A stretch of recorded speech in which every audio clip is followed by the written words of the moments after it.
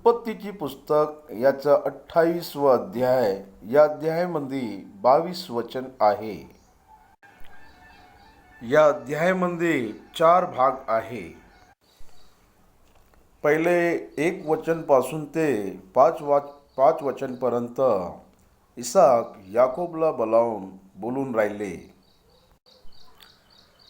याकूबचा मामा लबान पद्दनरामामध्ये तो राहत होता आणि रिबिकाचा तो भाऊ होता. तिथे जाऊन त्याच्या मुलीसोबत लग्न करून तिला घेऊन ये म्हणून इसाकनं त्याला सांगितले.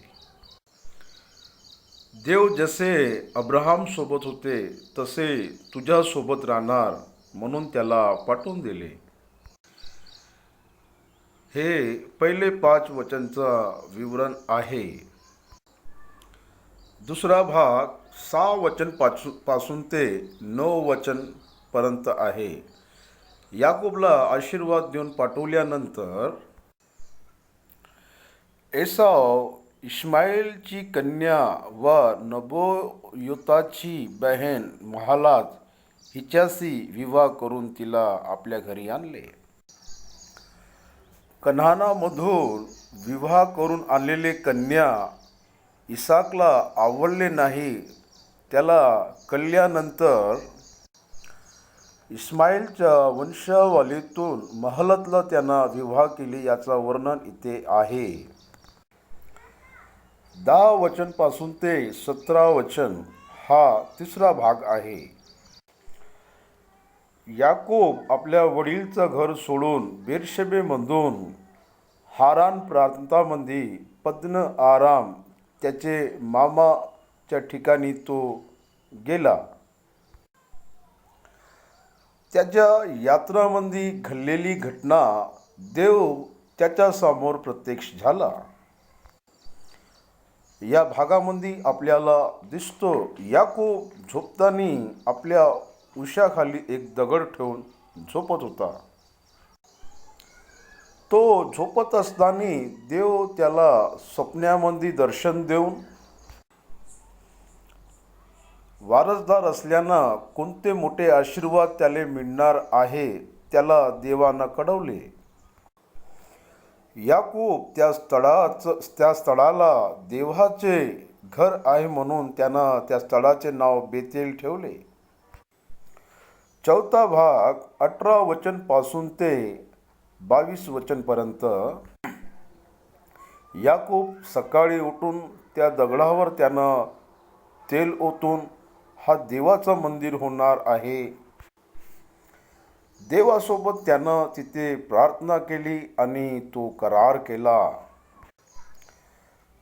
तू माझे पालन पोषण करून मला आहार दिले आणि मी परत आले तर हा स्थळ मंदिर होणार आहे. उत्पत्तीचे पुस्तक याच्या 28 अध्यायामध्ये याच्यात 4 भाग आहे 22 वचन पर्यंत.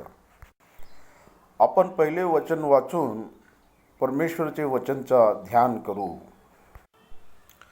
इसाकनं याकूबला बोलावले कारण का आहे? रिबिकानं आपल्या मनाची गोष्टी इसाकला सांगितले होते. रिबिका एसावचे बायकोच्या कारणामुळे ती फार परेशान झाली. इतकेच नाही, एसाव याकूबला घात करायचे प्रयत्न करत आहे. ती पण इसाकला ती कळवली. या कारणामुळे इसाक पण चांगले करासाठी त्याचेपाशी मन होते. इसाकनं याकोबला बोलावले आणि इसाक आणि रिबिका ज्या गोष्टीवर सहमत होते त्याला अंमल करून याकोबला आज्ञा देऊन राहिले. आणि तो असे आज्ञा देऊन राहिले की तू कनानी कन्यापैकी कोणी नवरी करू नको. कनानी कन्या मूर्तीपूजक होते आणि मूर्तीचे आराधक आहे. आणि देवाविषयी त्यांच्यापाशी माहिती नव्हती. पवित्र शास्त्र विश्वासी विवाह केले पाहिजे असे आपल्याला अनुमती देत आहे. अविश्वासी असलेली कन्या कनानमंदी असलेले तू त्याला विवाह नाही करायचे याकोब, हे आज्ञा आहे. तरी उठ, पद आराम येती, तुझ्या आईचा बाप बुतवेल याच्या घरी जा आणि तुझा मामा लभान याच्या कन्यापैकी नवरी कर, अशी आज्ञा दिले. इथे बघा, तुझे आईचे बाप बुतवेल म्हणजे त्याचे आबाजी, त्याचा मुलगा याकोबला मामा होते आणि त्याचे आईचे मोठे भाऊ लाभान रिबिकाचे भाव होते. त्याच्या घरी जा आणि त्याच्या मुलीपैकी एक मुलीसोबत लग्न कर. पवित्र शास्त्र एक पत्नीविषयी सांगतो. इतिहास बघितले तर याच्या विपरीत आपल्याला इतिहास दिसतो, पण एक पत्नीविषयी बायबल सांगतो. इसाकनं फक्त रिबिकासोबतच लग्न केले. याच्यानंतर अब्राहामनं साराची मृत्यू झाल्यानंतरच कटुराला लग्न केले. अब्राहामची बायको साराची मृत्यू झाल्यानंतरच त्यानं कटुराला लग्न केले आणि हे एकच बायकोमध्ये गिनती येतो. पण याकोबापर्यंत गोष्टी आल्यानंतर गोष्टी बिघडली. त्याचे मामा लबाननं त्याच्यासोबत धोका करून त्याला लेहासोबत लग्न करून दिले. वास्तवामध्ये त्यानं राहेलसोबत प्रेम केले होते, पण कपट करून लाभाननं लेहाला याकोबला दिले. याकरता त्याले 2 बायका झाले आणि त्याच्या दासीच्या द्वारा संतान होण्यासाठी त्याला मदत केली. सर्व सामर्थ देव तुला आशीर्वाद देवो, तुला फलद्रूप करून तुझी वंशवृद्धी अशी करो की तुझ्यापासून राष्ट्र समुदाय उद्भवो.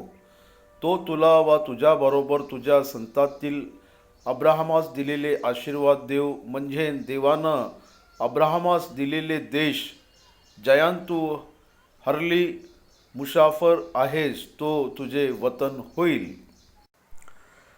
अब्राहमला दिलेले आशीर्वादचे तू वारसदार आहे.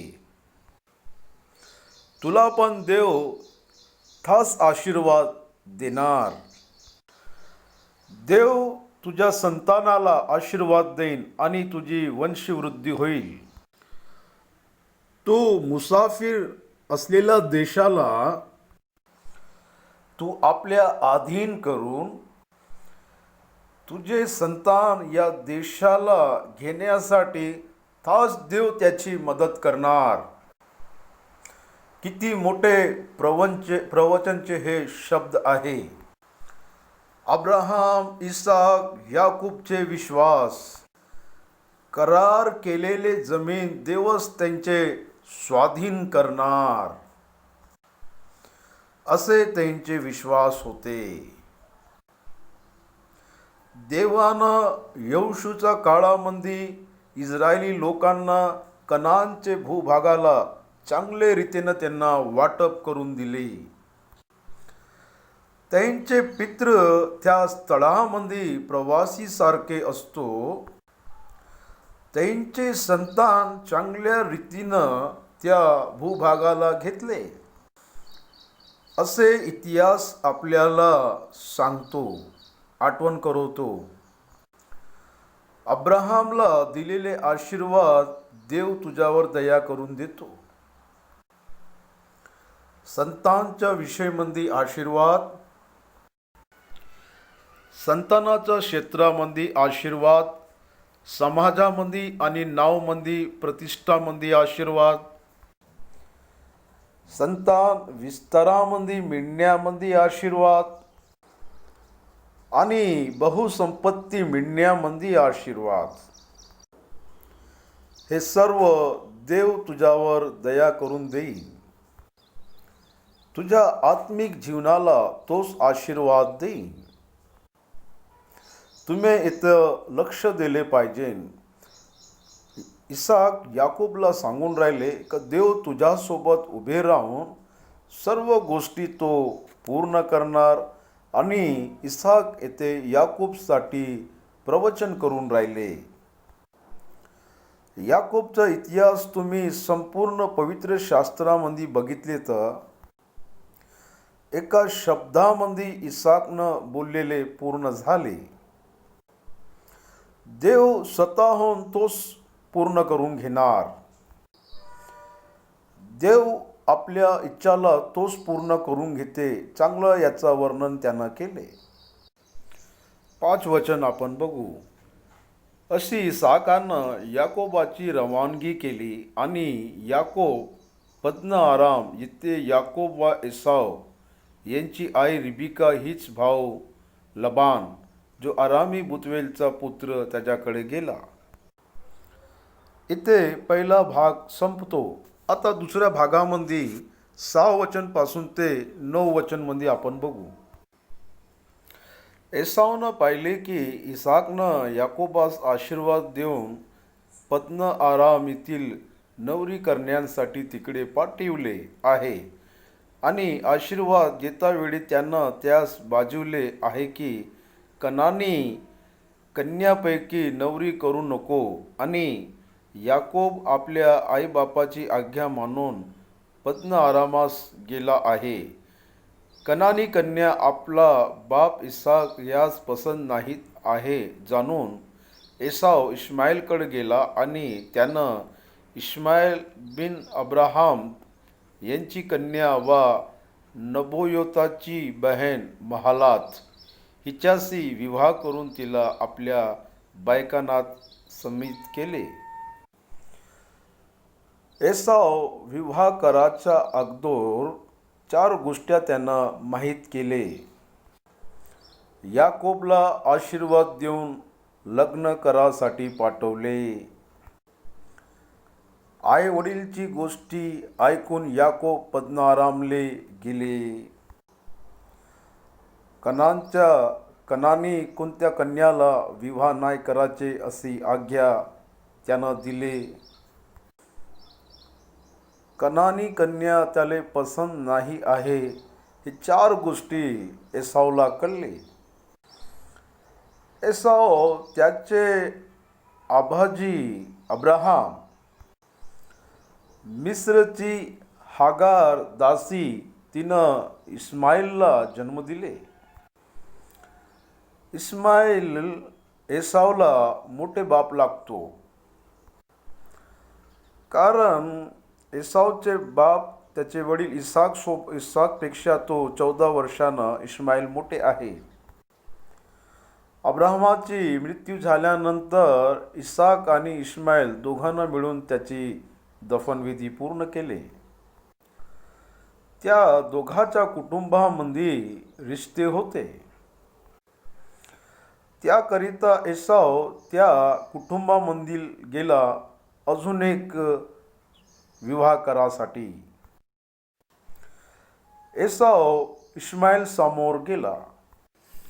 त्याच्याकडं बायका असताना तो इस्माईलची कन्या नबोयताची बहीण महालातला त्यानं लग्न केले. आता इथे एसावला 3 बायका झाले. तिसऱ्या भागामध्ये 10 वचन पासून ते 17 वचन पर्यंत याकोब बेतेलमध्ये याचा अनुभव इथे लिहून आहे. इकडे याकोब बेरशेबातून हारानास जाण्यास निघाला.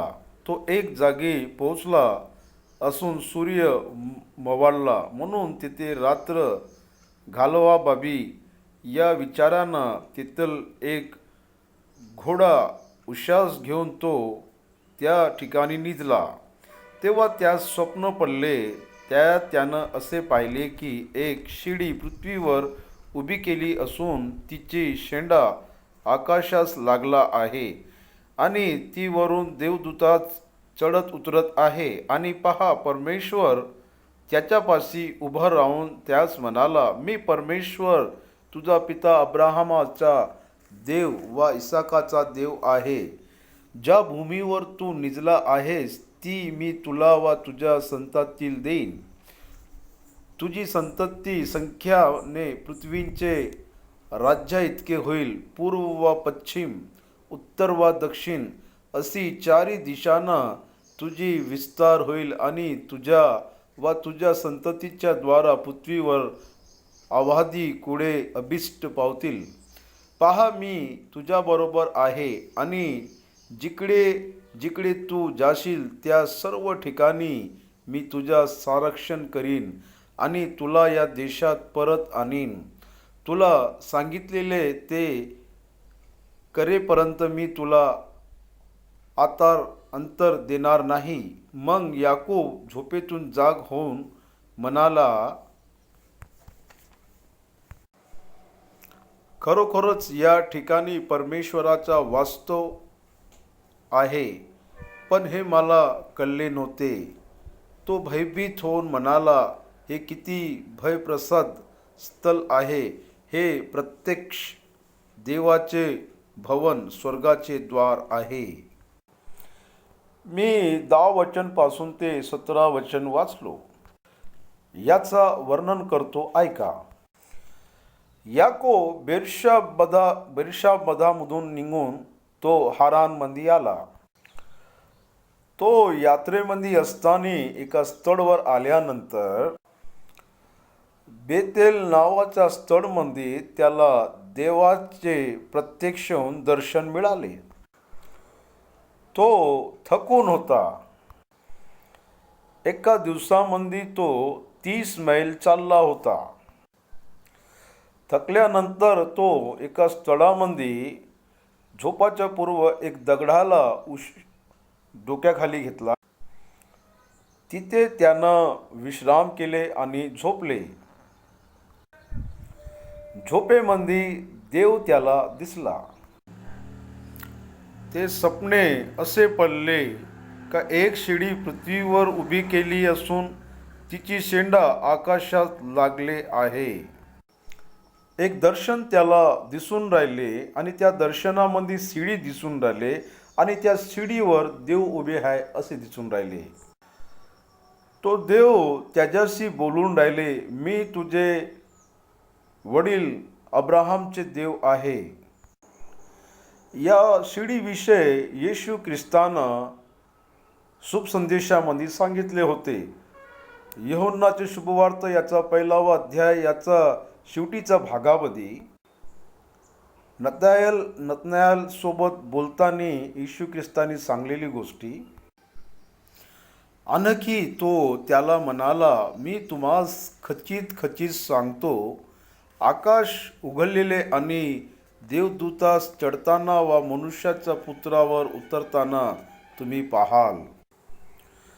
येशू ख्रिस्त नतनाएल सोबत बोलताना त्याच्या समोर देवदूत उतरताना चढताना स्वर्गामध्ये जाताना तुम्ही बघेन.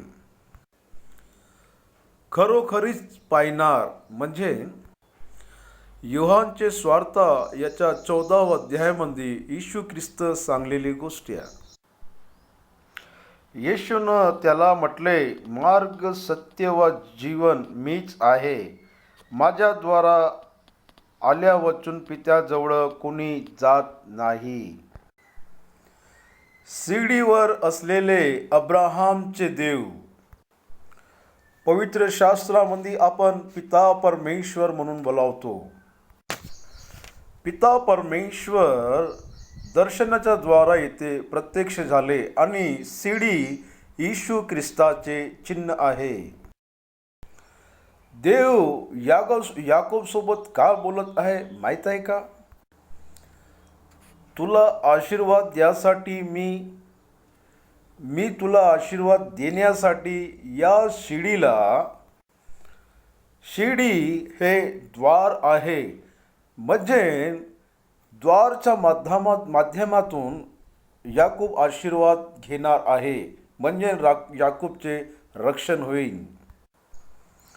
या शिडीच्या द्वारा येशू ख्रिस्त येणार आहे आणि त्याचे रक्षण होणार आहे, याची चिन्ह देवानं त्याला दाखवले. येशू ख्रिस्ताच्या द्वारा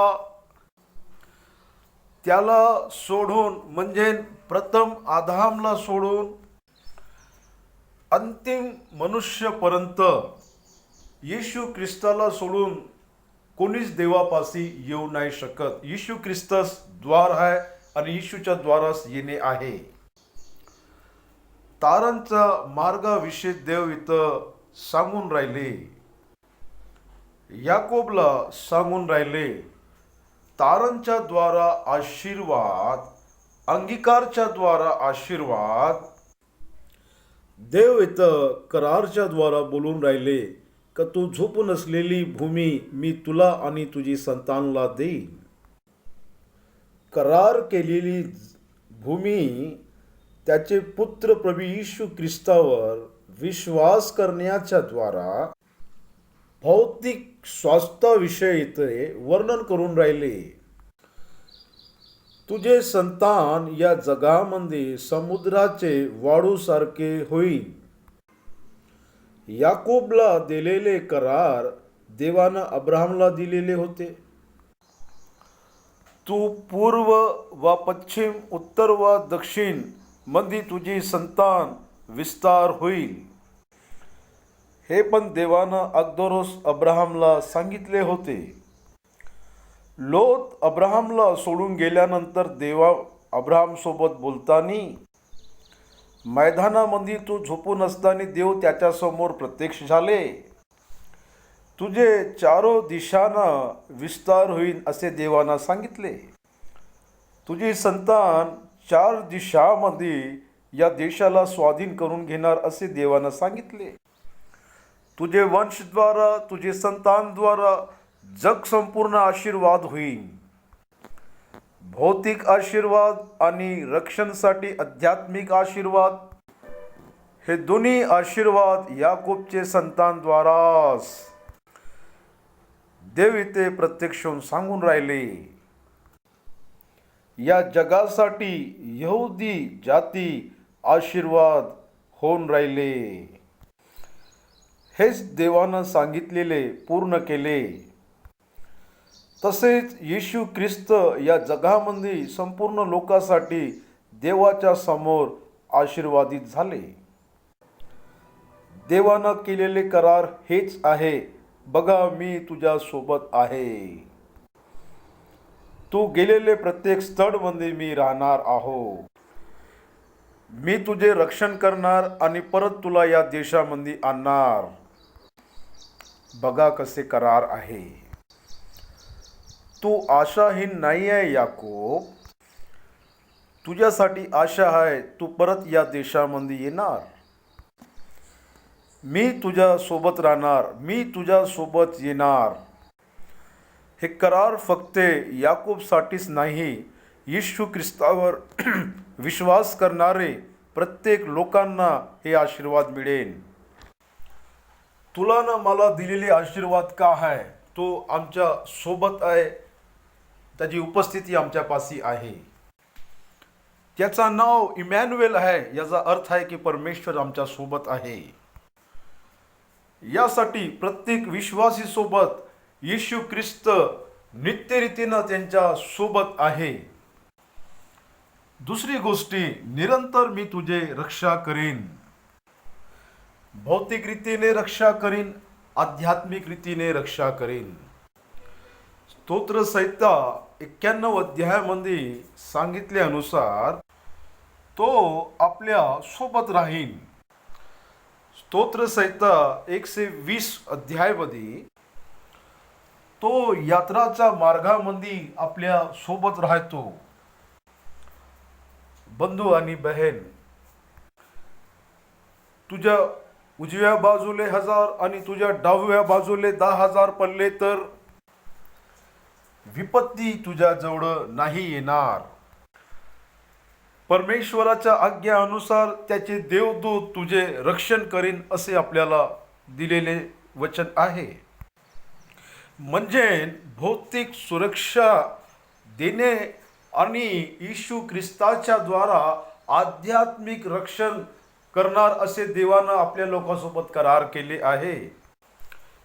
मी तुझ्या सोबत राहीन, तुझे रक्षण करीन आणि मी तुला परत आणीन. तू पद्न आराममंदी हारांमंदी राहासाठी नाही जात आहे. माझे मोठे उद्देश पूर्ण करासाठी मी तुला तिथे घेऊन जात आहो.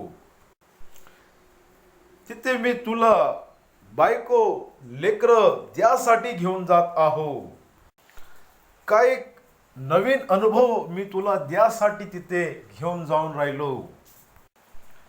हारांचे पद्ना आराम मध्ये त्याचे मामा लाबानपाशी, लाबानच्या घरी न लाबानच्या घराच्या बाहेर लगभग तो 40 वर्ष तिथे राहिला. त्यानं तिथे शिकलेले धडे आणि अनुभव फार मोठे मोठे आहे. हे सर्व गोष्टी त्याला देवाजवळ घेऊन गेले. देवानं त्याला अजून आपल्या जवळ घ्यासाठी हारांमध्ये परीक्षाच्या द्वारा त्याला चालवले. देव प्रत्येक विश्वासीला परीक्षामध्ये घेऊन जाऊन त्याला तो आपल्या जवळ घेऊन आपल्याला याकूबचं जीवन उदाहरण आहे. मीनं सांगलेले प्रत्येक गोष्टी पूर्ण होतवरी मी तुला सोडणार नाही. किती मोठे करार आहे. मी तुला सांगलेले गोष्टी पूर्ण होतवरी तुला सोडणार नाही. हेच गोष्टी देवानं योसेफ सोबत पण सांगितले होते. त्याला सांगितलेले गोष्टी पूर्ण होतवरी देवानं त्याला सोडले नाही. तो जेलामध्ये असताना त्याला हतकडी लावले तेव्हा देव त्याला सोडले नाही. योसेफला जे गोष्टी देवानं सांगितले ते पूर्ण केले. तसेच तो याकूबला पण म्हणून राहिले, मी तुझ्याविषयी बोललेले गोष्टी पूर्ण होतवरी मी तुला सोडणार नाही. आजच्या काळामध्ये विश्वासी असणारे लोक आपण पण हे समजून घेतले पाहिजे. माझे 30 वर्षाचे सेवकाईचे अनुभवातले जीवनातला मी तुम्हाला सांगून राहिले. त्यानं मला कधीच नाही सोडले. मी माझ्या आईच्या गर्भामध्ये असताना देवानं माझ्याविषयी तयार केलेली योजना तो पूर्ण करत येत आहे. विशेष करून देवाची योजना माझ्याविषयी पवित्र शास्त्राचे अनेक भाषांमध्ये याचे उपदेशाचं प्रसारण करण्याची योजना देवाची माझ्याविषयी आहे. आणि ते पूर्ण होतवरी देव मला या जागेमध्ये ठेवणार. देव मला कधीच नाही सोडणार आणि त्याचे महिमाचे धनच्या अनुसार तो माझे हर एक गरज पूर्ण करणार.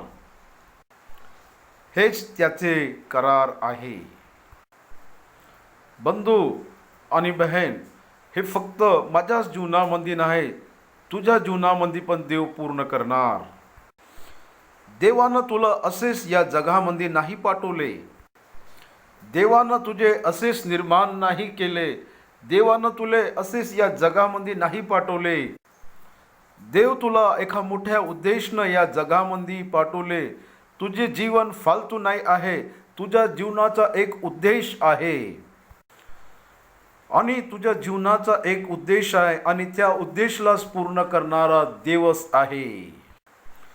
हे तू विश्वास केले पाहिजे.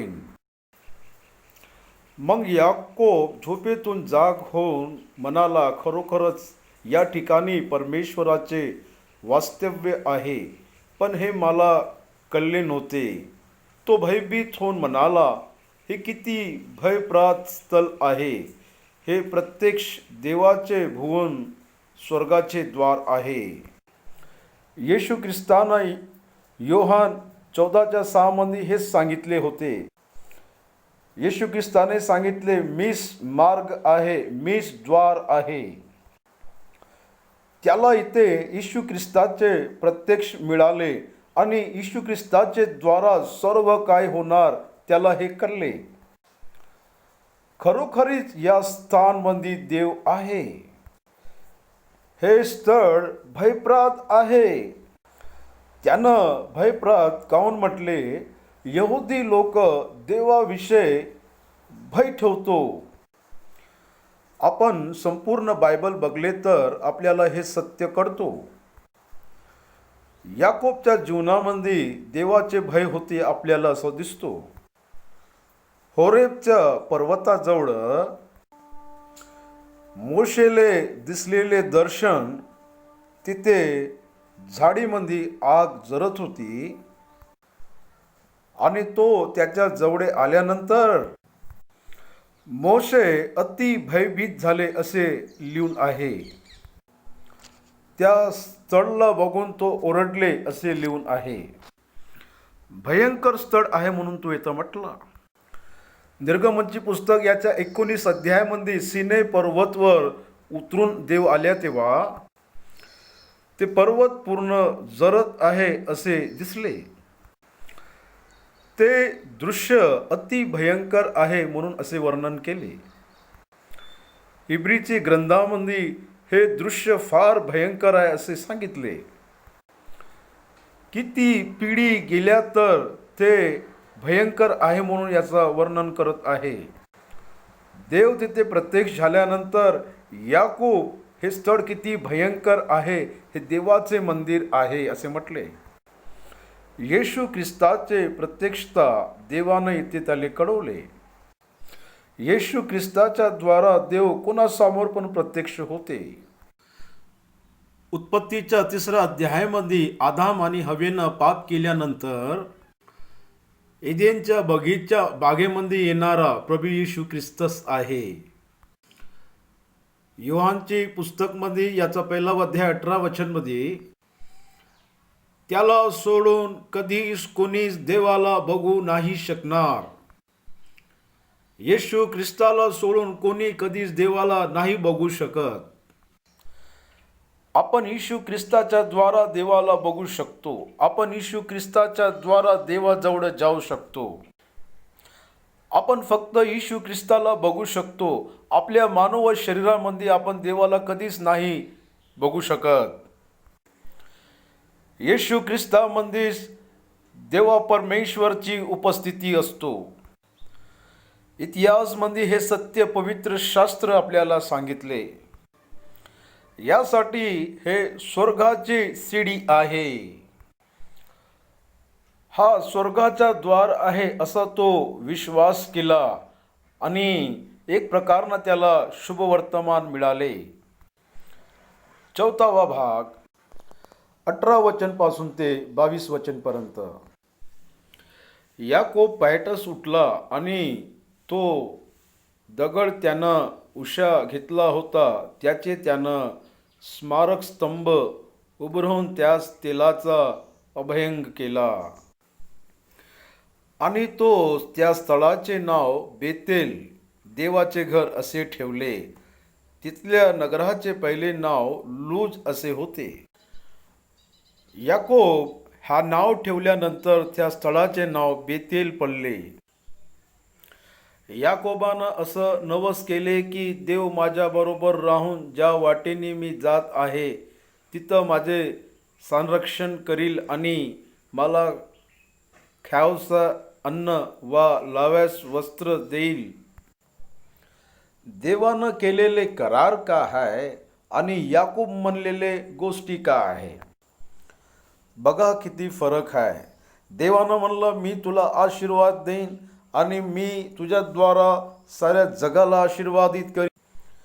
मी तुझे संतानला समुद्राचे वाढूसारखे करीन आणि हे जग पृथ्वी मी तुझी संतानला देईन. आणि याकूब का म्हणत आहे? थोडेसे खासाठी जेवण अन्न पाहिजे, थोडी तुझी सुरक्षा पाहिजे, थोडेसे वस्त्र पाहिजे. इतके राहिले तरी माझ्यासाठी ठीक आहे. मनुष्यसारखे विचार.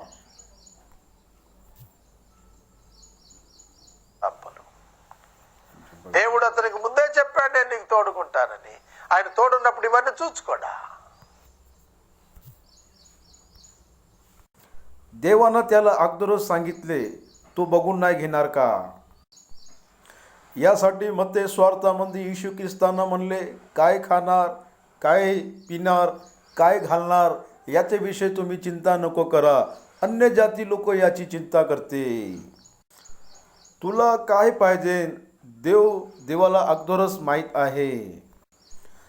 पहिले तुम्ही त्याच्या राज्य आणि धर्माची खोज करा, यानंतर सर्वच तुम्हाला मिळेल.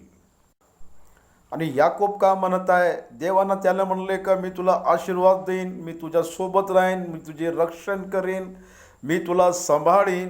इतके सर्व देवानं करार केले त्याच्यासोबत. याकोब म्हणत आहे, देवा खाण्याविषयी माझी परिस्थिती का आहे, कपड्याविषयी माझी परिस्थिती का आहे, राहण्याविषयी माझी परिस्थिती का आहे, माझी सुरक्षा कोण करणार?